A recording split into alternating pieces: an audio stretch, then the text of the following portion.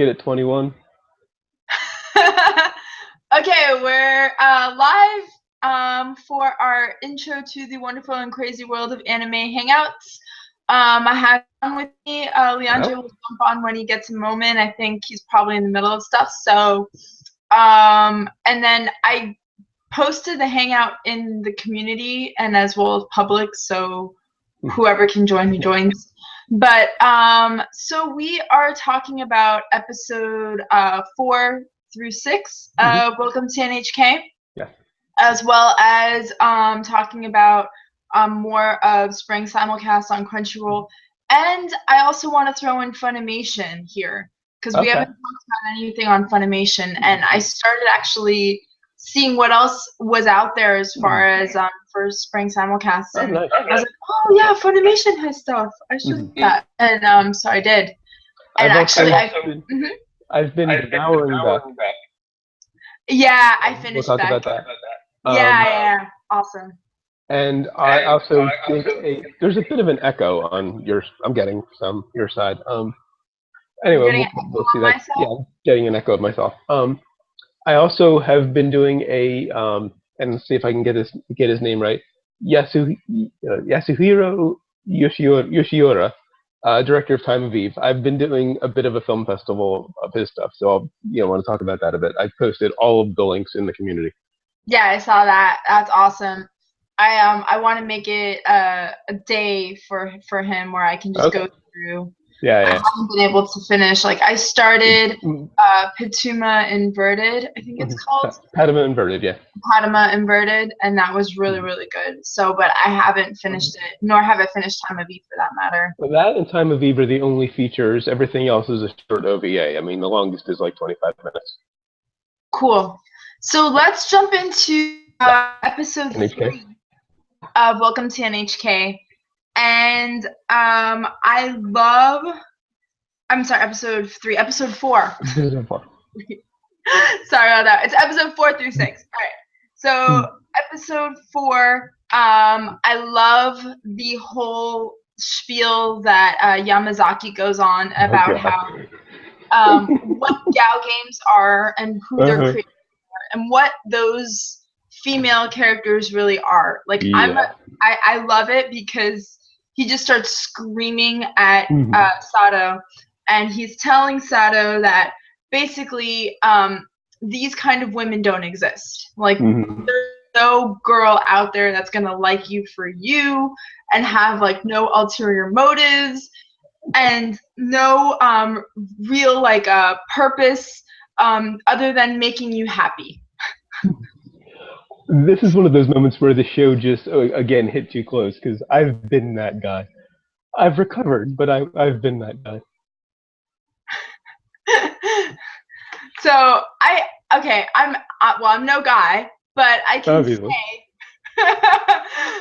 can say that I've totally been there in terms of thinking like there are no men that are like on the other side, like that are not going after girls for some sort of ulterior motive, that are just gonna like them for them.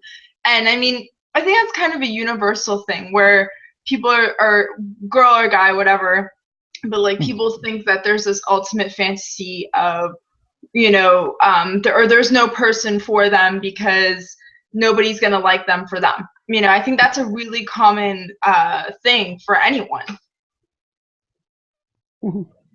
Oh yeah, particularly if you go through long periods where you're single and desperate, and you instead of looking at yourself, you're just automatically inclined to look outward and blame the world instead of fixing yourself.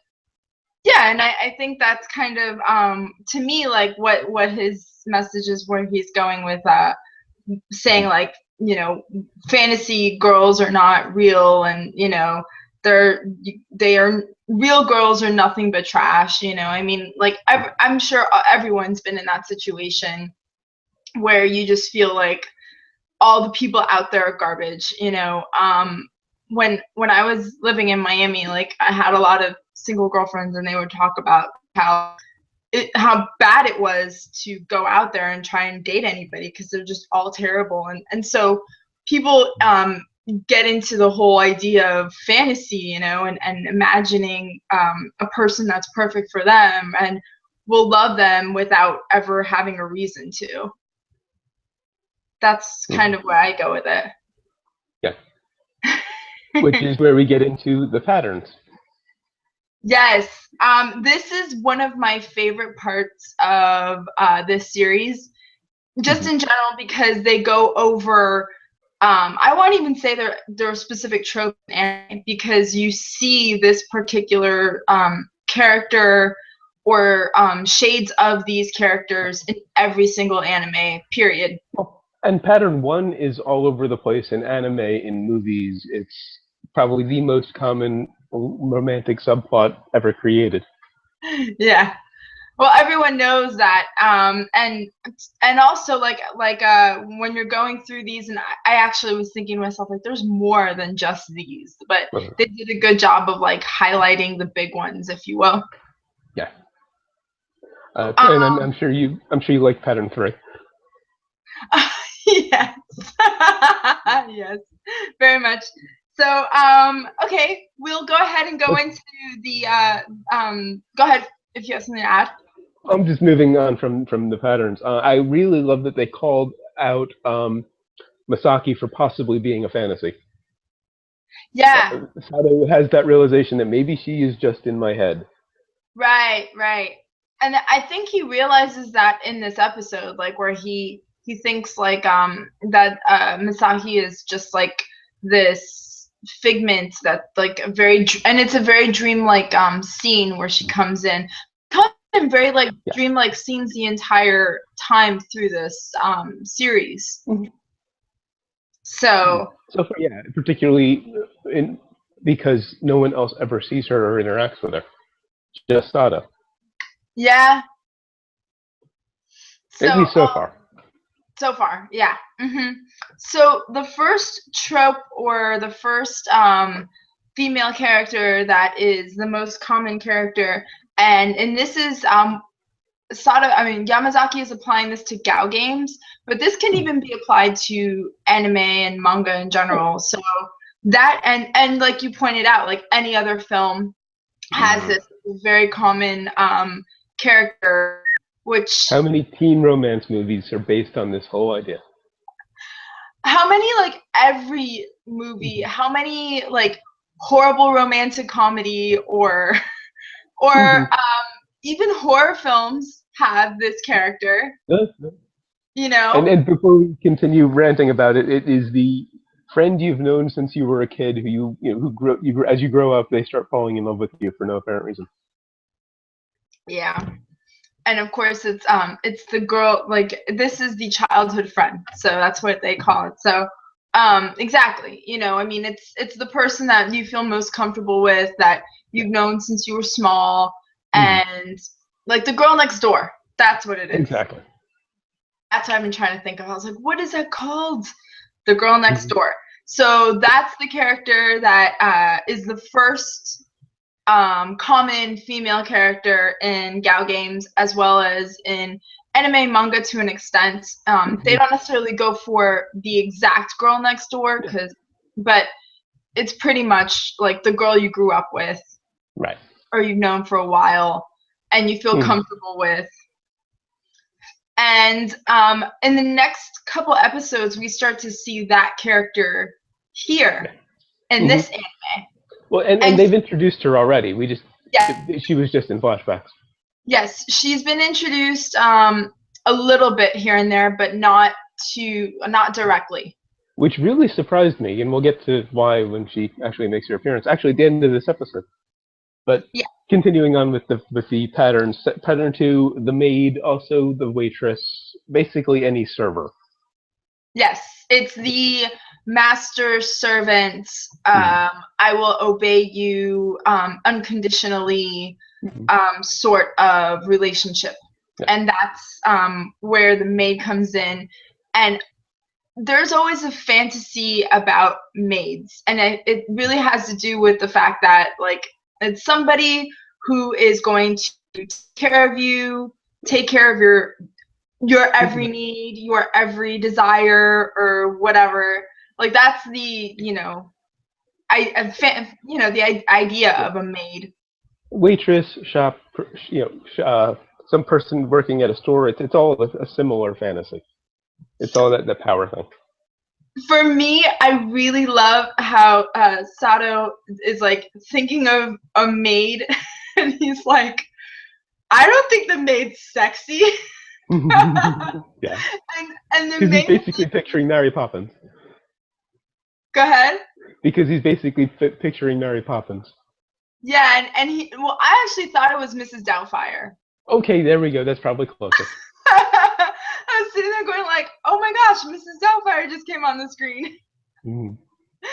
So, and of course, Yamazaki just like knocks that out of his head. He's like, no, not that kind of maid. Like this kind of maid. And of course, he has a figure to show. Like, oh, that kind of maid. And if you've ever seen any anime from that takes place in a maid cafe or any actual maid cafes, it's that uniform exactly. So, until they actually go for it, but I'll say that part what I was going to mention. But yeah, maid cafe, maid, like that's why maid outfits are really popular with like costumes and. Yeah. It's actually a really popular thing for cosplay as well. Maid outfits. Well, so it's throughout anime and manga. And for other kinds of play. Exactly. So the final one is my favorite. Is the robot. And of course, Sato is thinking robots. Like those are picturing basically Robbie the robot. Huh? Basically picturing Robbie the robot. Right. And of course, Yamazaki says and straight, he's like, no, the humanoid robot, the robot that's like, you feel is as emotionally attached to you, and that is like really kind of like a human, but they don't have like any sort of command to disobey you. They will never disobey you. They would never like do anything that you wouldn't want them to do, type of thing. So. And then he has this whole scenario where he's dreaming of this robot, and he's thinking like, oh no, you make me feel, even though I'm not flesh and blood, I feel, as close to you as a human could, and all of this stuff. It's just really funny. So, and I really love robots. I have a total thing for robots. Like, I do. So it really touched my heart when he had that whole scenario where he was like dreaming of his robot. I was sitting there like, oh, you get me, totally. So after that, Yamazaki thinks that, all right, I've given him enough information. Now he can go out and start writing the scenarios, because as we learned in previous episode, they are building a Gao game, and Gao games require scenarios, which are pretty much, you're going to be with this particular type of girl, and you're going to do X, Y, and Z. How are you going to treat her, et cetera, et cetera. Basically, very detailed fantasies. Yeah, pretty much. That's all it is. So, but Sato is supposed to do the writing portion of the game, and he has completely taken a detour into the world of porn, into hentai, into everything that's possible for you to take a detour to. So that's where Sato's at, and so Yamazaki's trying to bring him back into the focus and like, hey, we need to build this game. So Sato still is frustrated, and Yamazaki is still explaining to him, and I love that Sato just goes and verbatim tells Yamazaki what kind of women are supposed to be in Gao games, and then he's like, you know what, that's it. He's like, you have, because Sato tells him, listen, I don't have a maid. I don't really have a childhood friend that like I could relate to like this. And I definitely don't have a robot. So I don't know what to write about. And I love that Yamazaki, instead of getting more frustrated with him, goes, you know what? You want a real model? I'll take you to some real models. And he can go to what Yamazaki calls the Holy Land. Which, yes. Was it supposed to be Akihabara?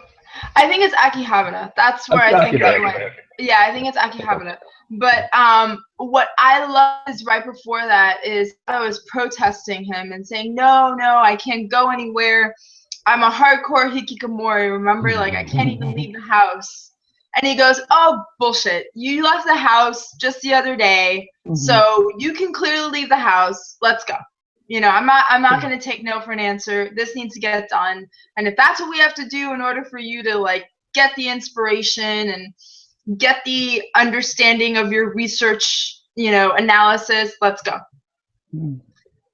So last time you said that this show makes everybody feel like a perv, this is the scene that really did that for me.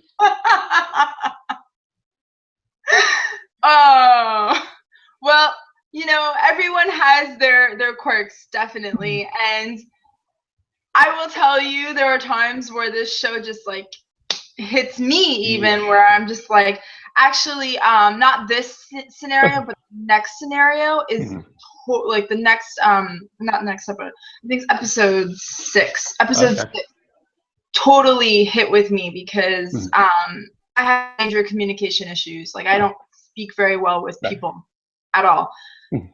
But anyway, so I don't want to trying to help me a little bit because I have somebody who kind of like understands me. So they go to the Holy Land. I don't want to admit that I like the idea of maid cafes, but I do. So, okay, I was in Taipei last year, right?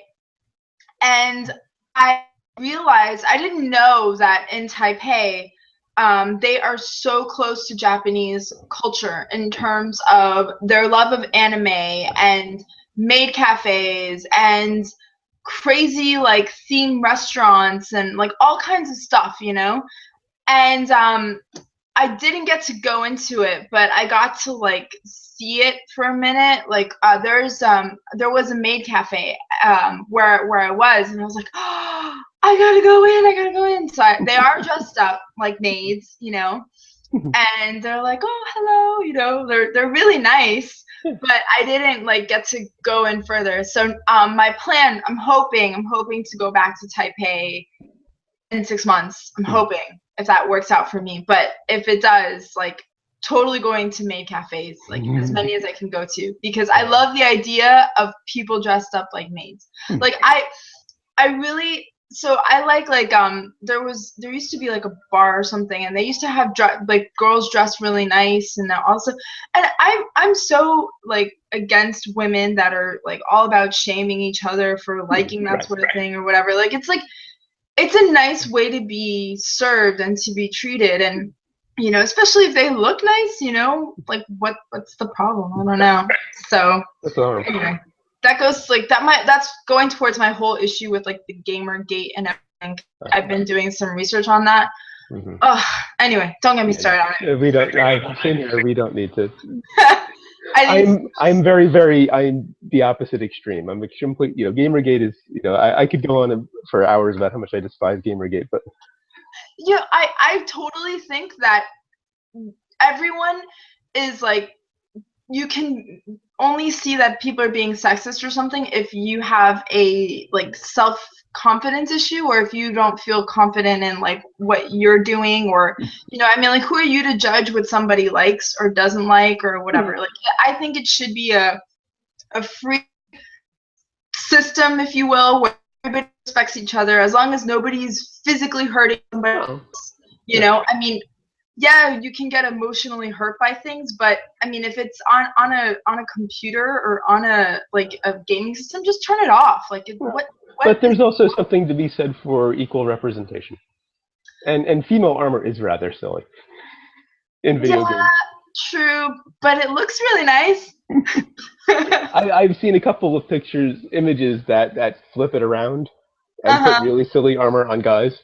We recently reviewed Legend on Zombie Takeout, and the armor the Tom Cruise is wearing barely covers his ass. Which movie? Legend. Legend. I haven't heard it. Is it good? Yeah, not really. Mid-'80s Tom Cruise, Tim Curry. Oh, okay.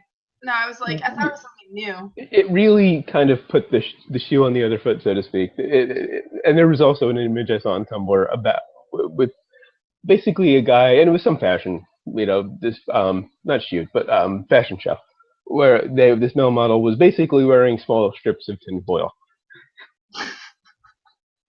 It's like 300, where they're like more revealing than that. Like it's like really you're gonna go fighting with like nothing to cover exactly. And your abdominals and your organs, and I mean. And I didn't see the big deal about female armor in video games. I mean, yeah, it's a little skimpy, but whatever. And then I saw that picture, and it kind of flipped everything. And oh, okay, I get it now. Yeah, I guess so. I mean, I think there should just be a choice. Like, I think that's all. Absolutely. So, yeah. And so there should be a choice on either side. Yeah, absolutely. Right. And then people who enjoy that kind of game or whatever shouldn't be criticized for that either. So anyway. Back to the show. Yeah, totally. So back to the anime. So they go to the Holy Land. They go to the May Cafe. Sato is like completely thrown off because there are these girls and they're really cute and they keep saying, oh, anything you'd like, how may we serve you, and just he's never seen anything like it before, and he says just so many maids. So then from there, Yamazaki decides to take him into the doujinshi shop, which is for market analysis. I love that. To see what kind of trends are going on in the anime and manga world. And which is completely legit, but it's still funny, and it's still an obvious cover. Yeah, and you know what? Like, it totally works, though, because... Oh, yeah, it's legitimate. I mean, think about it this way, how if you're in the drinking industry, like wine industry or whatever, you decide like, oh, I have to go to this party because it's totally necessary for market research or whatever. So it's completely legit, even though it's, not exactly the reason why they're going, but whatever. So, and I love... somebody has to do it. Yeah. And I love Sato's face when he's going through the doujinshi. And he's like, oh, I've seen this character on TV. What? Wait. And then Yamazaki's like, I haven't seen her like that. Doing that, huh? So it's pretty awesome. I love that. I loved the $250,000 life-size figure. Yes, I was getting that. So, Sato is running around and he's like just completely enthralled by all of this doujinshi and like all of these figurines and everything. And he's walking around and he says, "Excuse me," to this life-size. I don't even know which character it was. Yeah, I'm not sure. It was some kind of like magical girl type. Yeah, it looked like a magical girl. He's like, "Excuse me." And it's funny because I've done that before. I walked into a mannequin and I was like, "Excuse me," and then somebody looked at me and goes, and I was like, "But he looked real, like he totally did." So it's kind of a reflex. You bump into something that seems human and is roughly human size, you can say, "Excuse me." Right. So I have to admit that if I had the $250,000 to spare and there was a life-size Mamimi or Chiho, I probably would be very tempted. Oh my god, if there was a life-size Chiho, that would be awesome. Oh, I saw a small, normal-sized statue of Chiho in the bikini, and I was tempted. I'd like to own it, just not display it. I actually didn't look up the price. I just saw a picture of it. It looks like something they probably have on Crunchyroll. I'm not inclined to look up the price, because if it's under like $30, I'm probably going to be too tempted. Is it like for me, I wanted to get the saber. That's actually on my list, but it was really expensive. So I'm like, I don't know. I'm okay right now. I'm like, I should stop buying, like, anyway, this is another tangent for my life. Like, I have a problem where I buy random and think that it's going to serve a purpose, and it doesn't necessarily serve a purpose. And anyway, I'm very similar. Amazon loves me. Yeah. So, okay. So, Sato runs into this lifelike doll, and he's just like, what? And then he sees all the figurines, and he sees his character that he has been fantasizing about since he saw her in a Gao game, Misao. Yeah. And who looks a lot like Misaki. Yeah, that's why he likes her so much. So Misao is just there, and he's looking at Misao, and he looks down, and he's like, I wonder. I think actually that was in 5 that he actually picks it up and looks up the skirt. No. The first part. This one, he looks down, and Yamazaki catches. Yamazaki points out that the skirt comes off. Yeah. Yeah, he says the skirt comes off too. And he goes, they did a really good job of getting all the details because they understand that their fans really want a single detail. So another moment that I don't want to admit that appealed to me, but it did. I'm sure, like, look, you can admit it. It's totally fine. There's nothing wrong with liking, to know if dolls are wearing panties. I mean, whatever. While I was watching these on Monday night, I posted a shot of from the next episode where he's picking up the figure and looking up the skirt, and I said something along the lines of, this show brings up way too many things that I don't want to admit that I like, or something like that nature.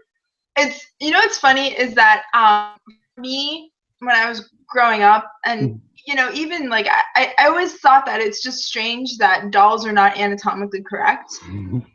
I always thought that kind of like is a weird thing, like like you pick up a doll, and I did it. I looked at the Ken doll, and I was like, where is it? There's something there, but where is it? In the 70s, I don't think they were made much past like the early 80s. There were these action figures that were, basically, about a foot tall, and they had costumes that you could take off. Right. And yeah, I've done it. Yeah, I mean, like, what is the shame in knowing the human anatomy? Like, there's no shame in that, Like, we all want to know what is underneath. So, yeah. So that's what. But for me, what's funny is that with Sato he's so ashamed. He's so ashamed to admit anything and he thinks of himself as like some dirty old pervy whatever, and like that's, I mean, it's all in his head essentially, like how he thinks of himself and how he feels about himself is so much in his head.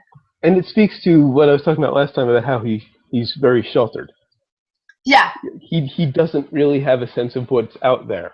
And Yamazaki is kind of opening his mind to what all of the possible, kinks that are out there. And he's seeing the ones that appeal to him. And because they're so new and different, he thinks that there's something wrong with them and something wrong with him for liking them. Exactly. So now I love that Yamazaki tells him, he's like, well, you don't want to make her cry, so don't make Misao cry.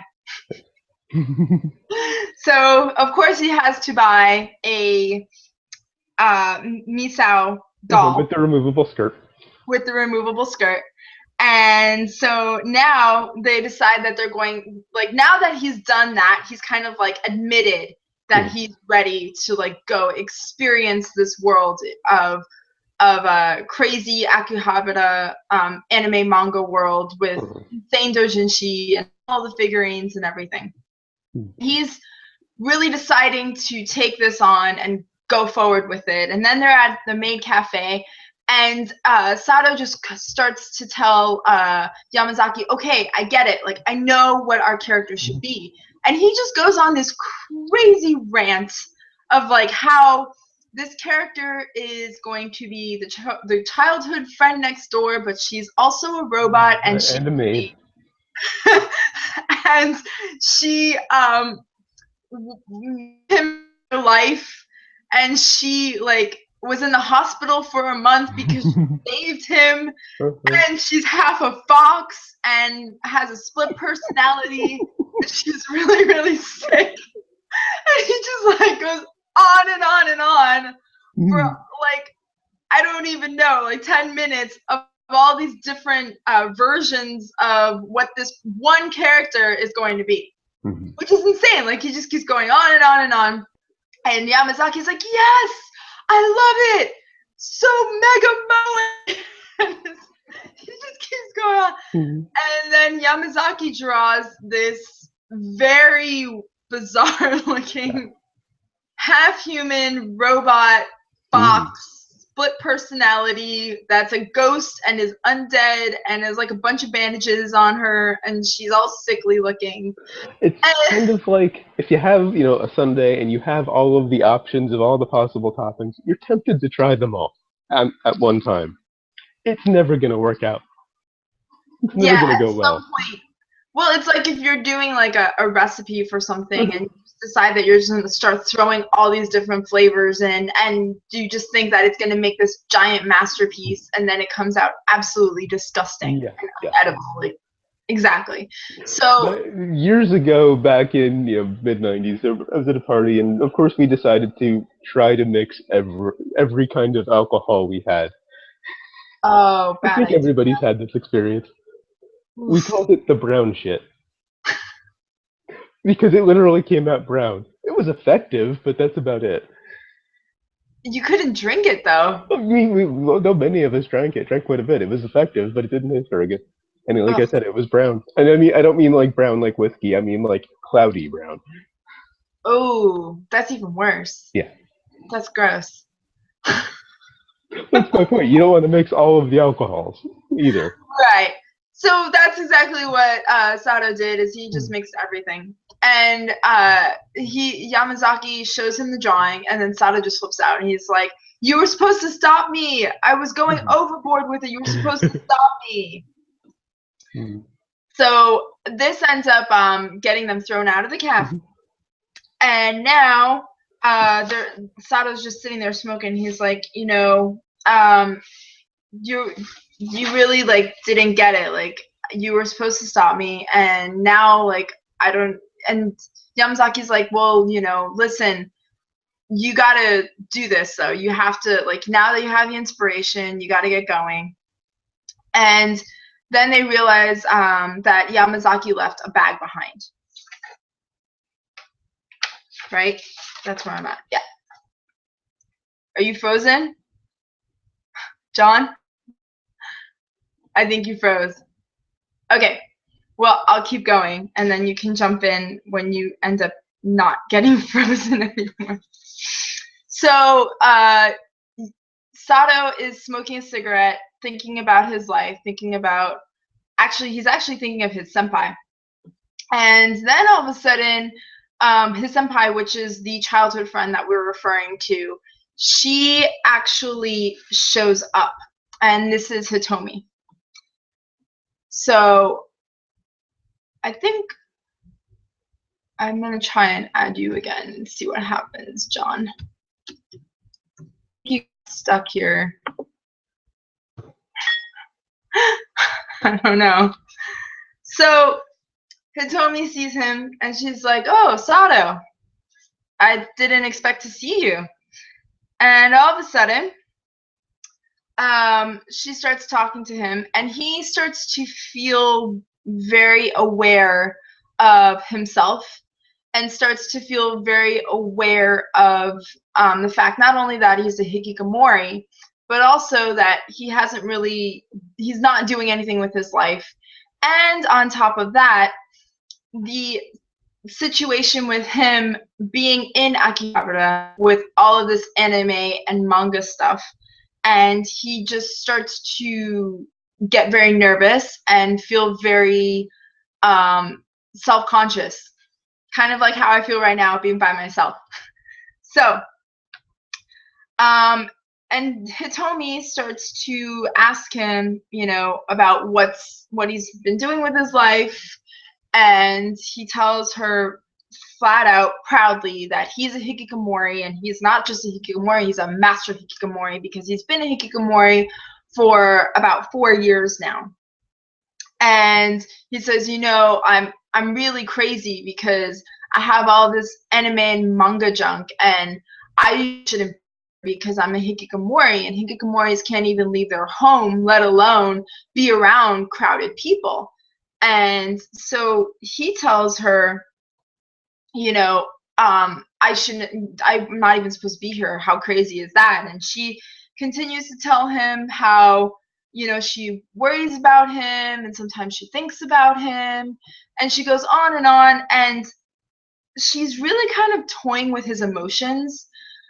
And I for me personally, like, I thought about that. Like, if you run into somebody, maybe you guys were friends before, or maybe you were together at one point, maybe it's an ex or something, and then there's this whole like strange air where it's like kind of nostalgic but also kind of strange, like a whole what if scenario. And Hitomi goes through that with Sato. Now, Sato has a very soft emotional state. Like, he's not a strong person. So most of us, if we're going through that scenario and we see somebody we used to know, and we see somebody we used to date or something, or we had interest in, you know, we'll be able to kind of recognize that we're going down that path, or that person is trying to evoke something, and we'd be able to move on. Well, but for Sato continues to fantasize about it and takes it further, you know, into thinking about how their relationship was. And he says that it's just a conspiracy. And she says, yeah, everything's a conspiracy. So we also see in this episode where his whole belief in conspiracies really started from, because Hitomi really was the one that instilled in him that everything's a conspiracy, that life in itself is a conspiracy, and that just don't trust anyone, don't trust anything. And that's where Sato's pretty much remained, not only since he's graduated high school, but also into his current state. So she keeps playing with his emotions, and she's talking about how long it's been since they'd seen each other. It was about 4 years. And she thinks about how wonderful it was that now at this day and age we can call someone at a drop of a hat and have all this convenience, but one thing we can't buy is relationships.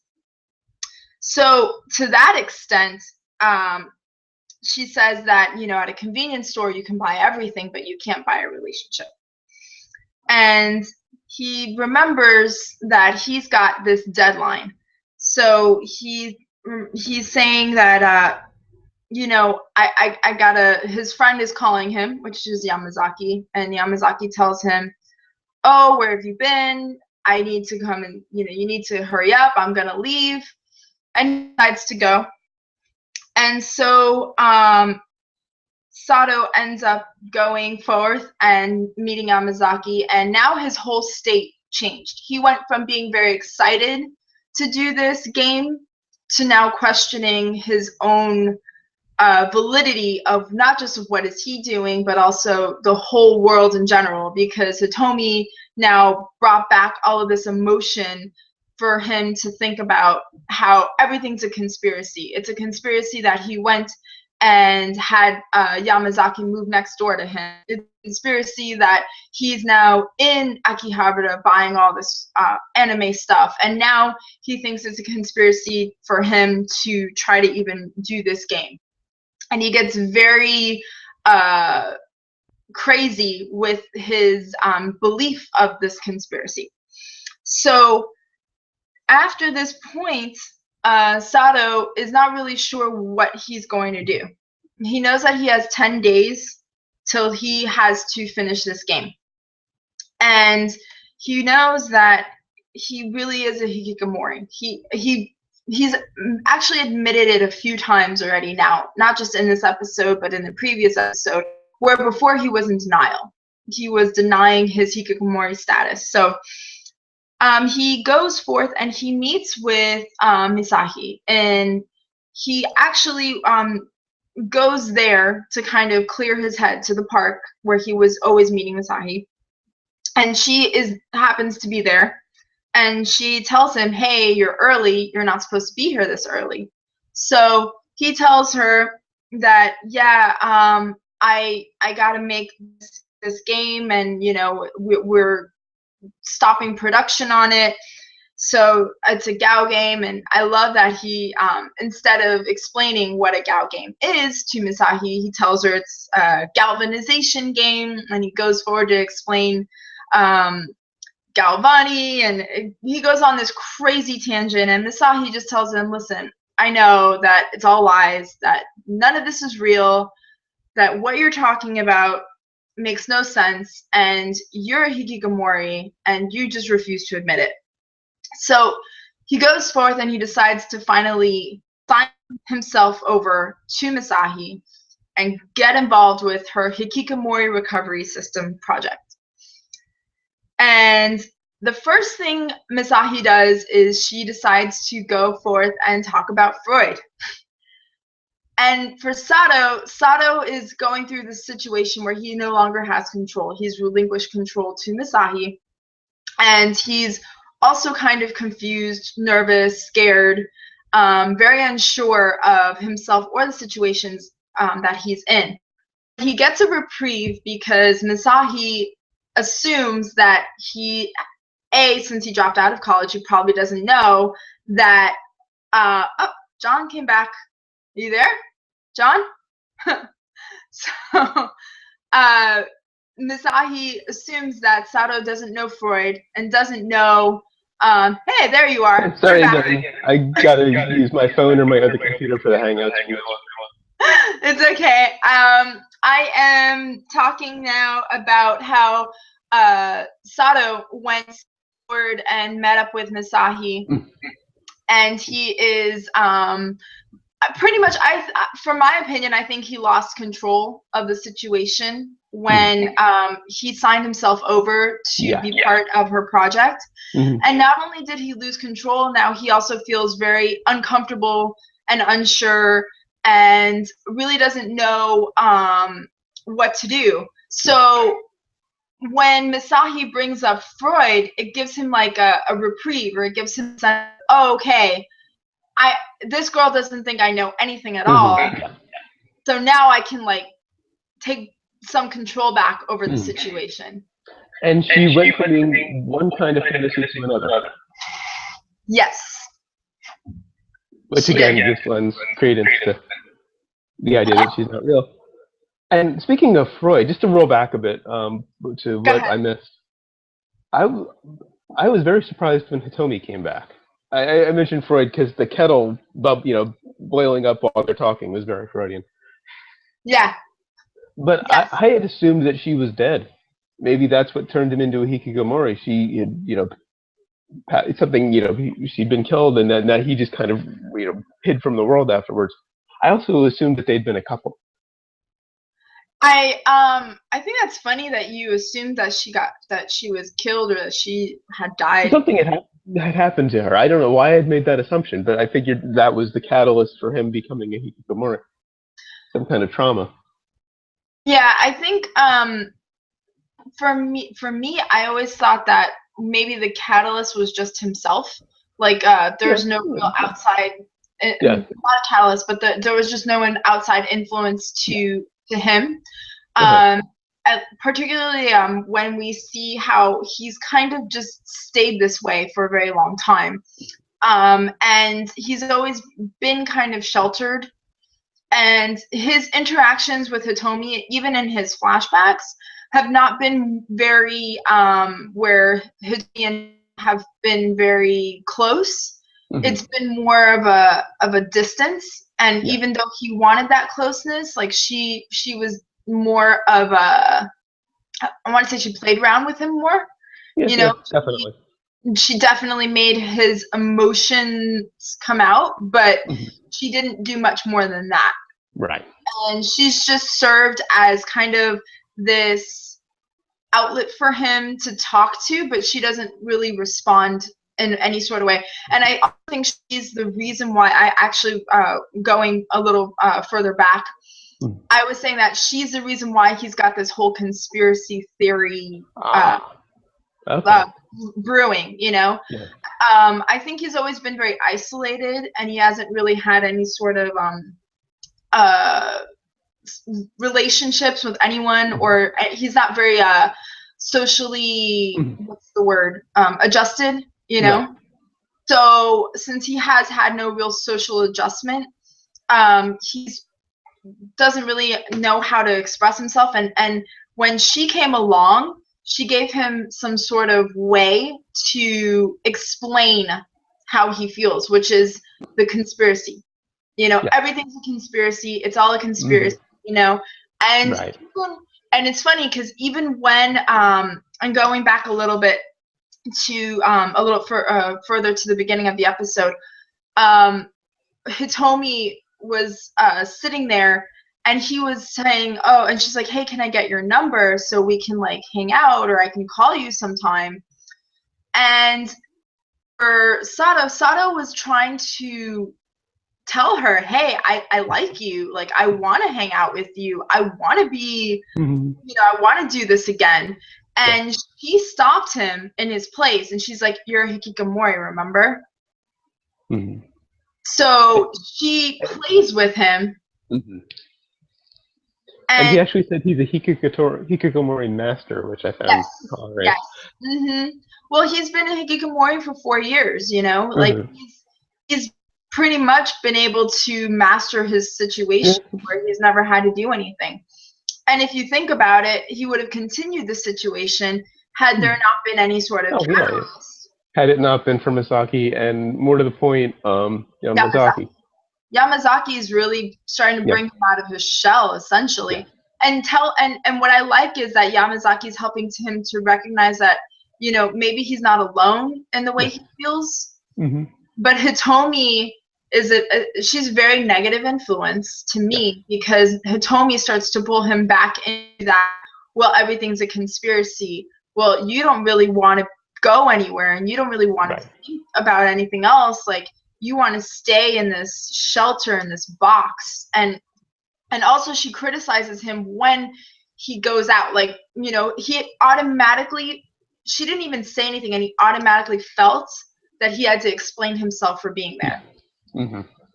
You know, like he had to come up with a reason and be like, well, you know, I just happen to be here, but I'm actually hikikomori, and I would never be here, but I'm doing some crazy project. You know, and trying to justify his situation instead of feeling confident enough to tell her, well, who gives a shit what you think? This is what I'm doing. No, he wouldn't be in his situation if he had that kind of confidence. Exactly. So, so now going a little further. Jumping back to Misaki. So Misahi tells him, all right, you're definitely a hikikomori. You've been lying the whole time. And I love his whole, I was going to tell you, I love his organization and his explanation of the Gauge. Meaning, I have that in my notes, but I don't have specifically. What did he say? Because I had just have down that I liked it. Explaining what the word galvanization comes from. Oh, right, yes. And Galvani, I didn't catch all of it, and I wanted to do a little more research on it, but I forgot. But anyway, he starts explaining how Gal games are related to this guy Galvani, and it's actually galvanization games, and she's like, that doesn't even make any sense, like, at all. What you're talking about is just some random garbage right now. So, and she sees right through everything. She's seen right through everything from the beginning. Like, he's been on top of it. She's like, you're talking shit, whatever. Come on, sign this, you know? And then she tries to get off Freudian on him, and he comes up with the funniest manufactured dream I have ever Heard. I mean, it should be obvious to everyone. But I was a psych major, so Oh, to you me were? it was I was a Oh, psych I didn't major. know that. Oh, that's cool. So that hitting all of those particular tropes in one dream was just hilarious. What was it? He was like, there's a There was a snake. train in a tunnel and a cigar and No, pretty no, much no, every it's a story. snake with hard scales, Oh, and it's that's going what it up was. and down, and it's going deep through the water, and then Mhm. there's like a gun, a big black gun, and I'm He shooting it had to over. mention the train at some point because the train Oh, is. I'm sure he mentioned the train at some point. and an apple, Uh huh. like piercing an apple or something. Right. So he goes on all these like Yeah. ding ding ding ding ding, you know, and then he's like, oh, so Misahi, tell me what my dream means, and she's like, so She pulls out the dream what? dictionary He and just gives over. She doesn't even explain it. She's like, her face goes like all pink, and she's like, so Freud and Hume had a disagreement about it. And he's like, no, no, no, Freud's come gone, on, yeah. tell me my dream. And she refuses. So, And he still bugs her about that in the next episode, if I recall. He's still trying yeah. to get it out of her. And I love it. She's like, no, no, no, that's enough Freud for now. Like, that's okay. And then he keeps going on, and then she's like, you know what? If you're not going to take this seriously, the session is over. And he's like, all right. And she's like, I'm really trying to help you here. And then he goes home and he starts thinking about it, and he's like, well, as long as I'm doing something, even if I'm at home alone in my room, but I have like a purpose, then I'm not really a hikikomori. So do you agree with that, or do you think that he's just trying to convince himself that he's still not a hikikomori? John? You froze again. No! So that's something that I was wondering, is if you're watching, if you comment, or if you have any idea. So when Sato tells himself that as long as I'm doing something, and even if I'm alone here in my room and I'm focusing on doing that, am I still a hikikomori? Or I'm not a hikikomori, and he convinces himself that. So is he really still a hikikomori, or is he not? That's what I wonder, because even though he is by himself in his room and he's still doing something. I mean, people work online, people do YouTube videos like this, people do other things. So, as long as you are doing something, that doesn't make you a hikikomori. Now, that gets back to what the definition really of a hikikomori is that it's somebody who is shirking their responsibilities or not going and taking care of what they need to do. So, but I'm jumping a little bit ahead here. So, but yeah, just let's keep that in mind. Does that really make him a hikikomori or not? So going on into episode 6, until maybe John can join us, hopefully. So in episode 6, it starts off with Sato going over different scenarios for their Gao game. And he's writing this, very horrible, like romantic drivel. And he's, trying to get the words out. And he's putting himself in, he's writing a situation where the girl is confessing that she's someone, and instead of saying I love you, he says I love Yuki, and he goes, who's Yuki? And he starts pulling his hair out and getting really frustrated. And he's putting another scenario where there's a girl and she's like, oh, don't do that, you're gonna make me. And he's like, make me what? And he realizes that he doesn't really have conversational skills, and he doesn't really know how an interaction between a guy and a girl would occur, because as we've stated in the previous episodes here of the show, he's never had real interaction, live interaction with girls, and so he doesn't know. So he is just starting to freak out. He's been working on this, and then he looks at the time and realizes that he's supposed to meet with Misahi. So he runs to the park, and she tells him, hey, you've got to make it here on time or you owe me 1,000,000 yen. And that's part of his contract that he signed, because of course he signed it without looking, is that if he deviates from the contract or does not meet the rules of the contract, that he has to pay 1,000,000 yen. So she's Misahi's going forward and explaining how conversations work and the issue that hikikomoris have with conversations.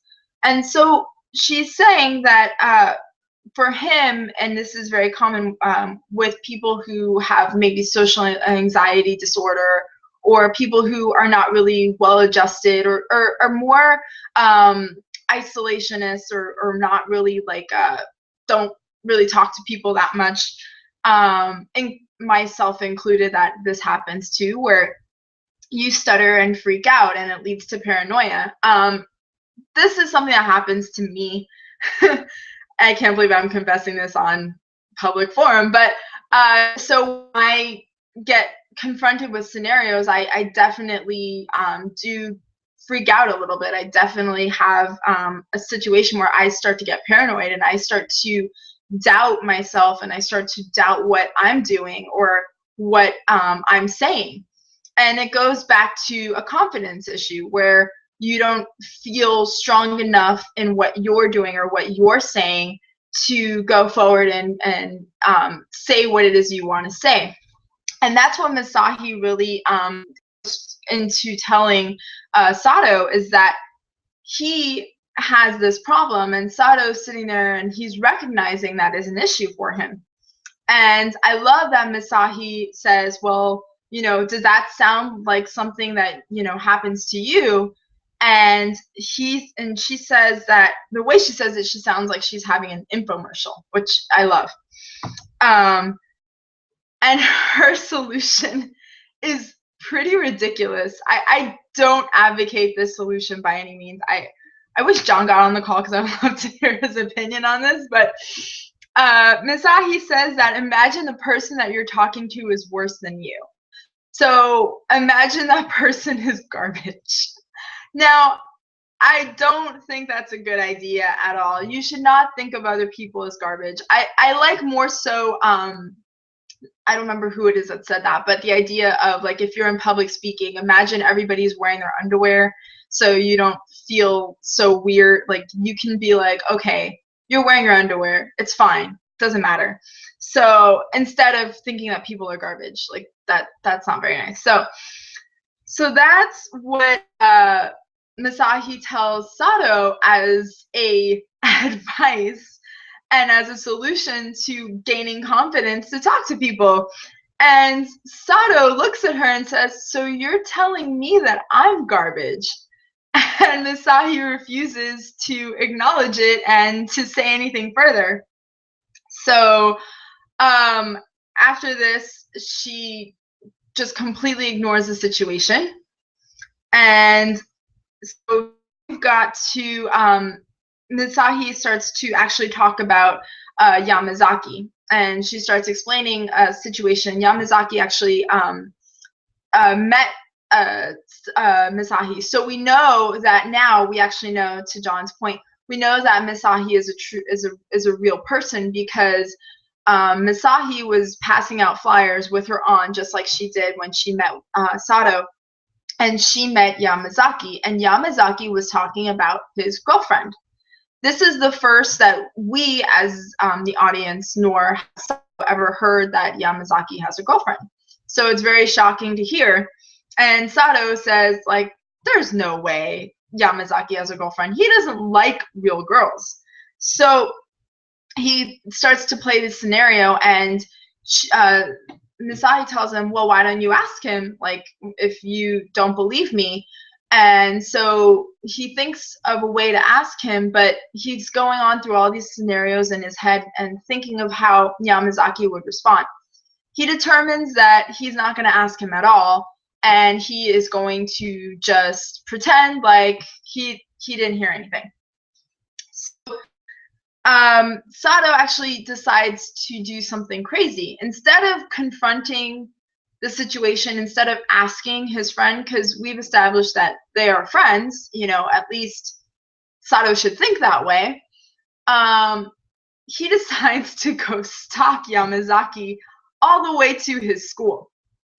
Now, it's really funny because it seems that for a hikikomori, if you put your mind to something, you can really do it. Sato has gone to Akihabara in the previous episode, and now he's going to Yamazaki's school. So he goes to the school. He even goes as far as to sit in on a class, which is crazy. Like, he's, as we've established, he doesn't leave the house for anything.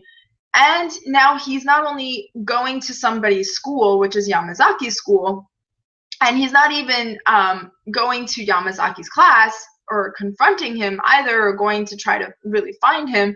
He's now going to sit in on a class.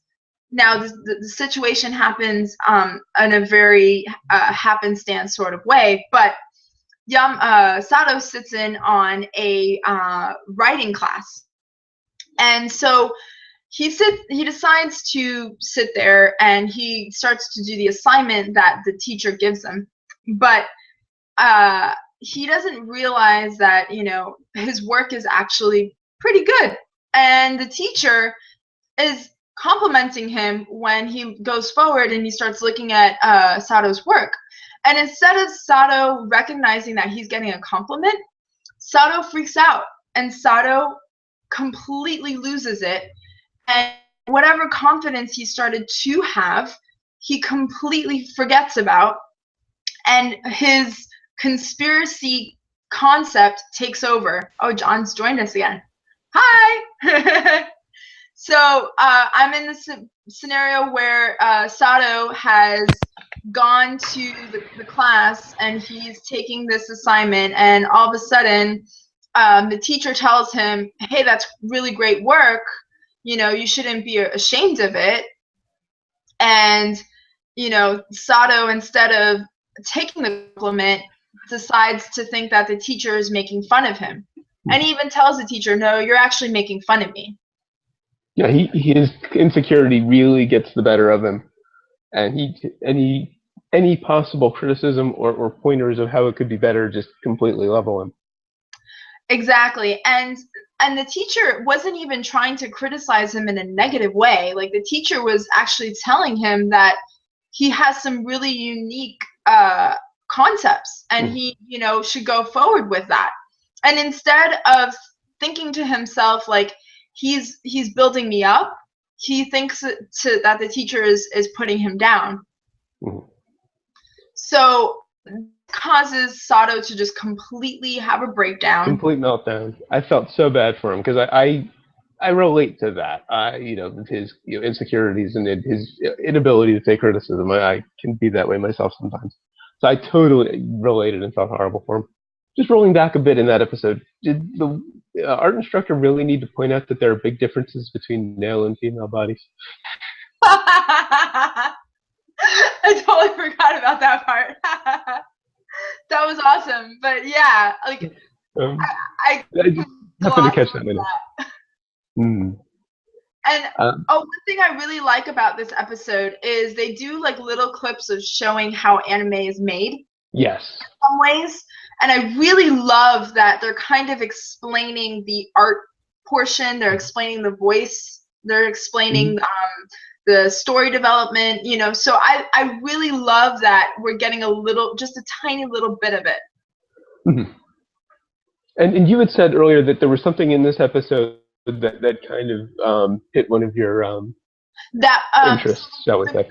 Criticism and Sato freaking out, and Sato thinking that everything's against him, and that Sato thinking that you know, not really being able to accept criticism or compliments. Okay, this whole thing we were just talking about. Okay, yeah, that's what it was. Okay. Yeah, I'd forgotten if it was one of. Huh?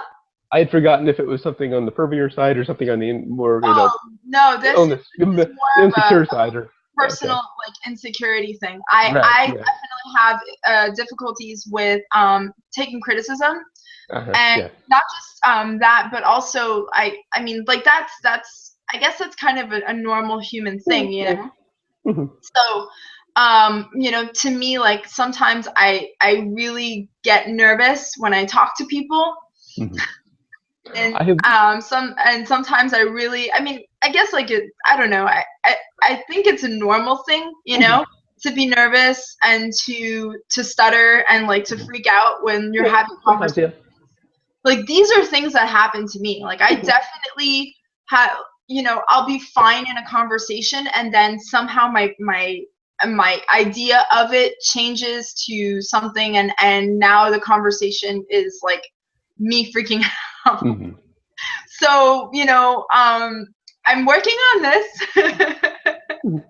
And believe it or not, watching anime like this is a really good way to help myself recognize. And I think this is going to be one of my life lessons.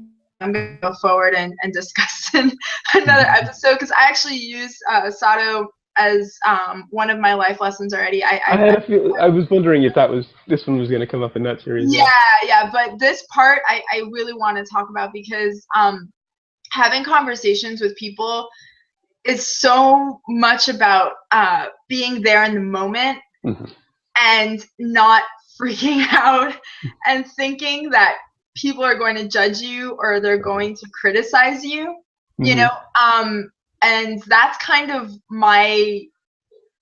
one of my things that I work on. There's a quote I heard years ago. I wish I could correctly credit it. Maybe somebody in the community knows. We would worry less about what others think of us if we realized how seldom they do. Yeah, and I think it's a common thing that people are concerned about, you know, like what people think about them. And you know what I realized though is like everyone thinks that way, you know. So I'm not alone in thinking like, oh, I feel weird talking, and who am I to like start telling somebody something, you know? Like the whole project that I've started, I'm like, oh, I don't know anything. Why am I going to go out and start telling people? And then I realized, you know what? I should just do this because it will help somebody. If anything, it's going to help me. Well, that's the fun thing. And that's the beautiful thing about new media. Anybody can be an authority on anything. You know, 6 years ago, my friend Scott and I just decided we were going to be movie critics. So we started Zombie Takeout. Yeah, that's awesome. You know, like, I think that, like, it's just a matter of just going for it and not even looking back, and not to criticize yourself, you know? Well, you need to be a little critical of yourself if you're putting out a product, but but not to of the product. Stops you. No, you're critical of your work more so than yourself. Right, exactly.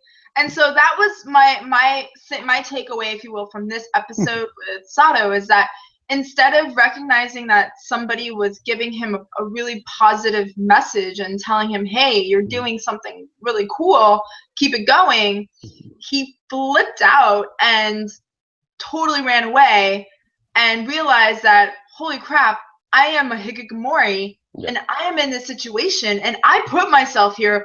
What the hell am I doing in this crazy school with people I don't even know?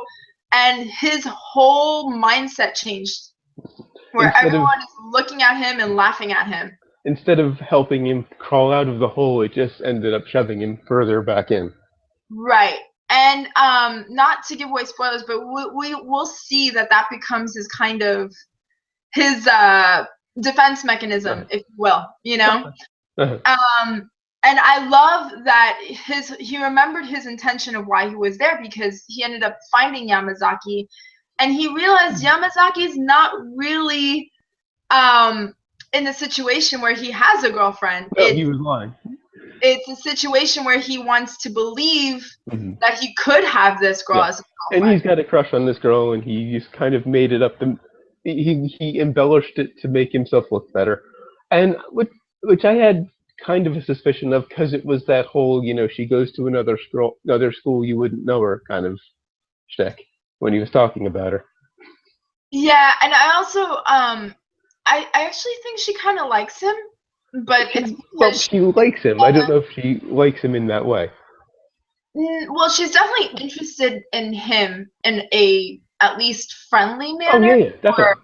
You know, but because she has some really crappy friends, they think that he's weird and he's like a creepy otaku and all this garbage. So instead of her entertaining that idea more, you know, she's now decided like, oh, you know what? No, not really. I'm not gonna go down that road, you know? So, and that goes to like the whole idea of people judging others. Like that I disagree with. So yeah. And I love how Sato resolves it, you know, when he sees Yamazaki and he's just like, instead of, you know, pitying him or making him, you know, be like, oh dude, that sucks, like, or you know, being like, oh, you're such a liar, I like so and so told me that you have a girlfriend, this and that, you know, he decides to take a softer approach, which to me means that Sato's learning. He's recognizing, you know, that people are going through things too, you know, and people have emotional, soft moments that they need to be kind of taken care of in a different way, you know. And so Sato was like, oh, Yamazaki, you dog, you didn't tell me about her, and she's cute, you know. So he was being a good friend at that moment, you know, instead of criticizing him or making him more aware of his situation, he took it like, you know, how would I feel? That's what I took from it. So, and I love that, and just prior to him running into Yamazaki, he thought that Misahi was part of his conspiracy theories, because she planned for him to go to the school. She planned for him to do everything. It was her whole point was for him to go through this exercise. Well, and it goes back to what I was talking about at the beginning of 4, when with Yamazaki's rant about women. It's a lot easier to blame the outside world than look at yourself, and that's what Sato is doing with his conspiracy theories. He's blaming the outside world instead of looking at himself. Yeah. And that's about it for episode 6. And I'm unfortunately going to bail before my computer shuts down again. We'll cover the other stuff next time. All right. In addition to 7, 8, and 9. Yeah, we'll do 7, 8, 9. Well, real quick before you go, what did you think of the last Plastic Memories? I'm starting to come around to your side about the romantic subplot. It is really distracting from more interesting stuff, and they're kind of spinning their wheels with it. I thought it was interesting at first, but it's kind of going nowhere, and it's distracting from potentially more interesting stuff. I actually totally disagree. Oh, we've switched sides. Yeah. So yes, I think the whole emotional thing is like the romantic rather part was kind of blah. Like, but I really appreciate how they're developing Isla as emotional character, and I appreciate the fact that they are showing that robots, you know, that Giftias, they can have such a huge gamut of emotions, even though they're essentially robots, you know. So it really is interesting to me because it makes me wonder: is this an emotion that these robots have experienced before, or is this emotion that's like newly being experienced? You know, we haven't really seen that in others. We've seen a level of emotion in other Giftias, but nothing that intense.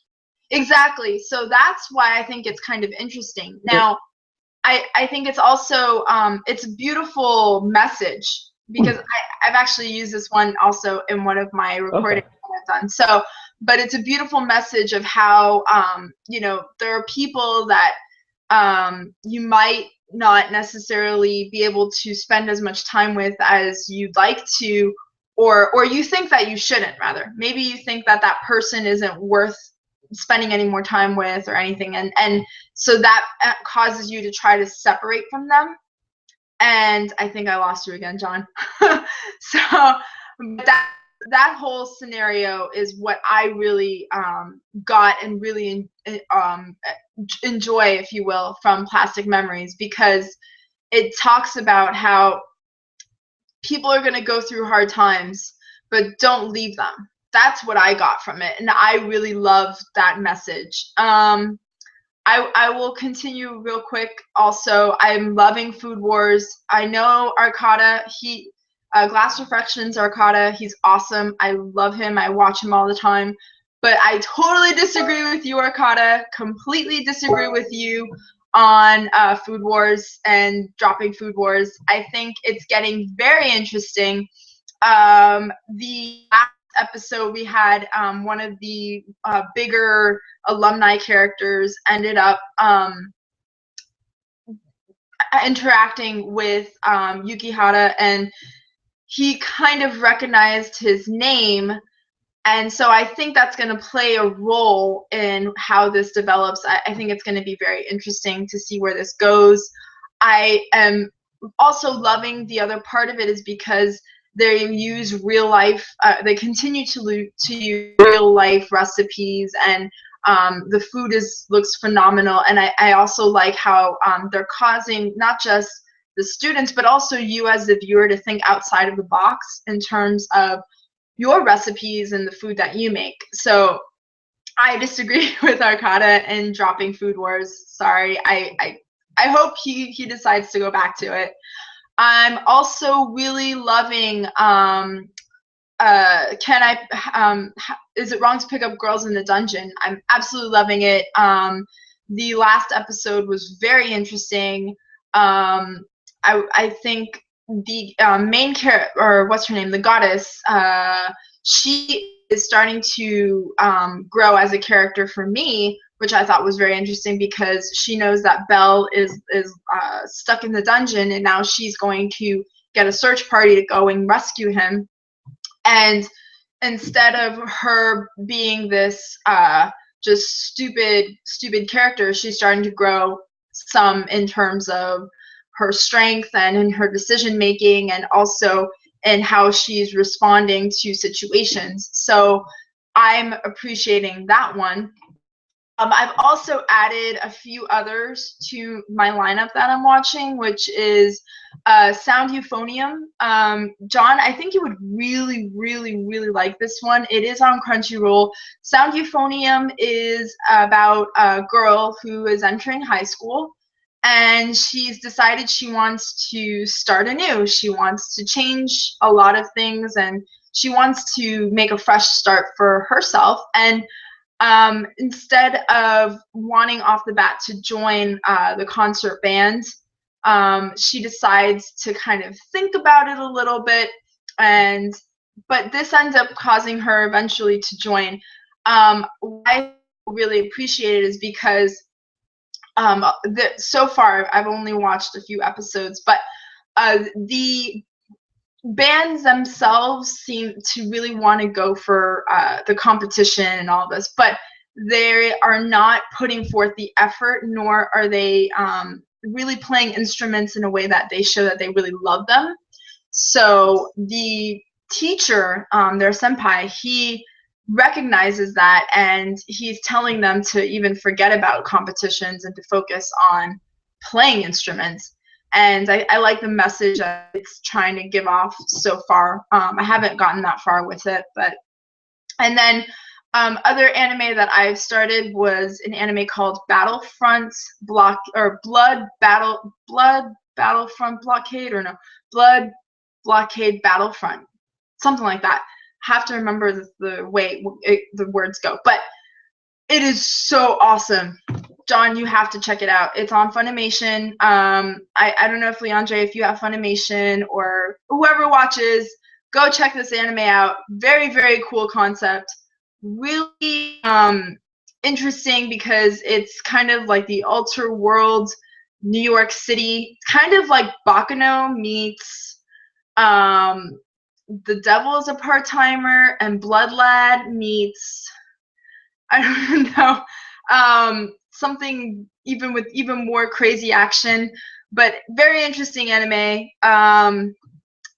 It's not all dubbed, but it's definitely still going on, and Funimation is dubbing it along the way. So really, really cool, really different, and not kids. So there you go.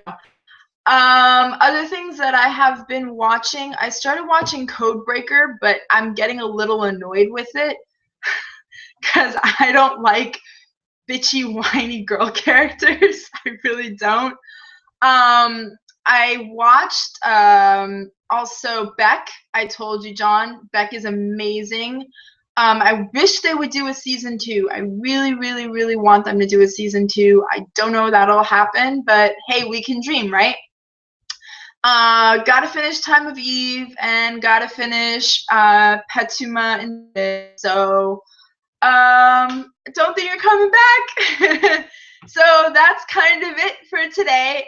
This ran really late. Leandre, sorry we missed you this time, and everybody else. Hope you guys are all having an awesome Friday afternoon, or what is this, Thursday afternoon? Friday.